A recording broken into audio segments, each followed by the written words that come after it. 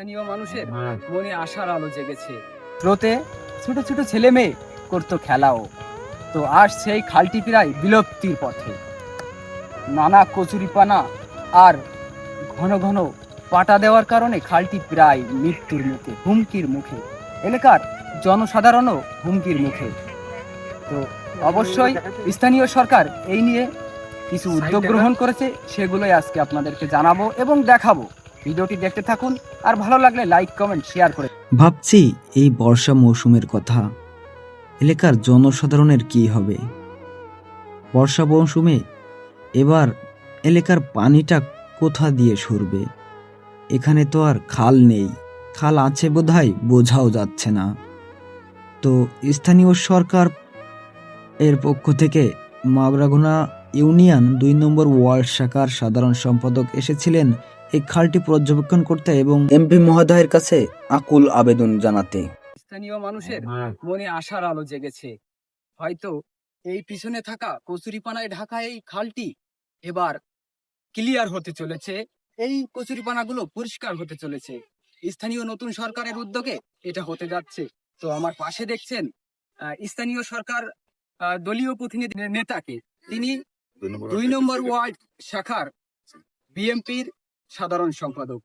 তো শুনবো তার থেকে এই খাল সম্পর্কে এবং এই খাল পরিষ্কার সম্পর্কে কিছু কথা।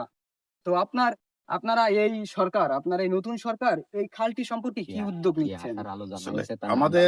আমাদের এমপি, আমাদের প্রতিনিধি, আমাদের আলী আসগার লবি সাহেব, উনি আমাদেরকে প্রতিশ্রুতি দিয়ে গেছিলেন যে জলবদ্ধতার যত সমস্যা আমাকে জানাবে, আমি সেটা ক্লিয়ার করব। সেই উদ্যোগেই আমরা আশাবাদী, উনার নলেজে গেলে উনি এটাকে উন্মুক্ত করে দেবেন। আমরা শতভাগ শিওর আছি। তাই এই খালটা তার নলেজে দেওয়ার জন্য আমরা এখানে আসছি। আর আপনার যে মহৎ উদ্যোগ, আপনাকে ধন্যবাদ জানাচ্ছি। লবি সাহেবের কথা, রাস্তাঘাট, স্কুল কলেজ, উন্নয়নমূলক যতগুলো কাজ আছে সেই কাজগুলো শুধু আমার পর্যন্ত এসে পৌঁছাবে। আমি তোমাদের সহযোগিতা করে তোমাদের সমস্যাকে সমাধান করব, এই আশাবাদ ব্যক্ত করে আমি আমার সংক্ষিপ্ত আলোচনা শেষ করলাম। খোদা হাফিজ।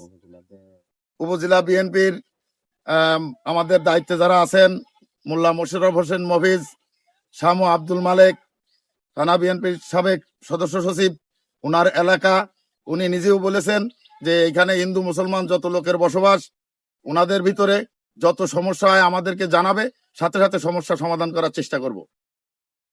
অসংখ্য ধন্যবাদ আপনার। এই খালে, এই ছোট খালে আগে এক সময় দেখতাম যে সুন্দর সুন্দর এরকম ডিঙ্গি নৌকা বাইতো, সুন্দর স্রোত আসতো, জলের স্রোত, জলরাশি। এখানে প্রচুর মাছও পাওয়া যেত। জি। তো আজ কিন্তু সেটা প্রায় বিলুপ্তর মুখে বা ধ্বংসের মুখে। তো আপনাদের এই মোহিত উদ্যোগের কারণে যদি এই এলাকার বা স্থানীয় এলাকার জনসাধারণের মুখের হাসিটা আবার ফিরে আসে, তাহলে কিন্তু আপনাদের প্রতি একটা অন্যরকম আশা বা আপনাদের প্রতি একটা অন্যরকম আস্থা ভজন আশা চলে আসবে সকলে। তো সেক্ষেত্রে সেদিকটা আপনারা কেমন ভাবে দেখছেন? ধন্যবাদ। আসলে মাছের যে মাছ ধরার যে লোকজনগুলো মাছ ধরতো, তারা মাছ নিয়ে তারা জীবিকা নির্বাহন করতো। আর এখানে যে ডিঙি নৌকা বাইতো, সেগুলো বাওয়ার জন্য যা যা করার দরকার আমরা সেগুলো করব। আর এই পাটার জন্য হয়তো আমাদের খালটা এইভাবে অপতিত হয়ে পড়েছে, বিষয়টা আমাদের নেতাদের সঙ্গে আলোচনা করব। অবশ্যই ওনারা একটা সুরাহ দেবেন। অসংখ্য ধন্যবাদ আপনাকে। তো এই ভিডিওটি যদি আপনাদের সামনে যায়, আর যদিও একটু হলেও প্রয়োজন মনে করেন এই ভিডিওটি, অবশ্যই আপনারা শেয়ার করে দিবেন, যাতে করে আমাদের স্থানীয় এমপি, খুলনা ৫ আসনের এমপি আলী আসগার লবি সাহেবের কাছে এই ভিডিওটি চলে যায় এবং তার দৃষ্টি আকর্ষণ করে। এলাকার জনসাধারণের মানুষের কথা চিন্তা করে হলেও এই খালটি উন্মুক্ত করে এবং পরিষ্কার করে। তো সকলকে অসংখ্য ধন্যবাদ।